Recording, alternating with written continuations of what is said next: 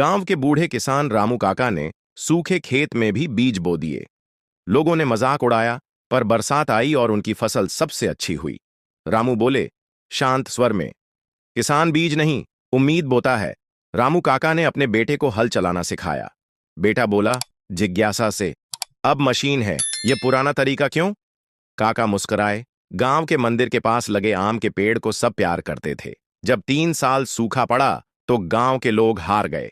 रामू काका ने एक छोटा तालाब खुदवाया और कहा, दृढ़ता से, बूंद बूंद से ही जीवन बचेगा। रामू काका की एक बूढ़ी गाय थी जिससे अब दूध नहीं निकलता था। लोगों ने कहा, सलाह देते हुए, बेच दो। वो बोले गहरे स्वर में, इसने मेरी भूख के दिन देखे हैं, अब इसे छोड़ना गुनाह होगा। एक दिन गांव में सरकारी अधिकारी आया और कहा आधिकारिक स्वर में, ये जमीन सरकार लेगी।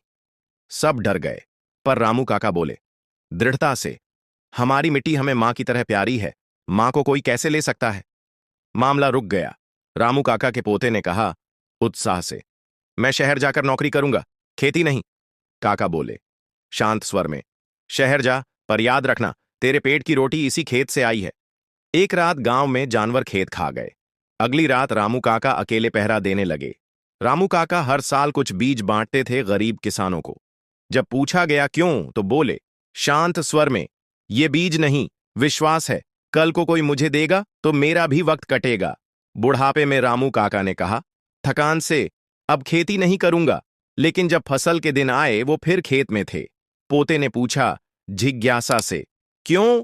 उन्होंने कहा गहरे स्वर में, मिट्टी से रिश्ता आखिरी सांस तक होता है,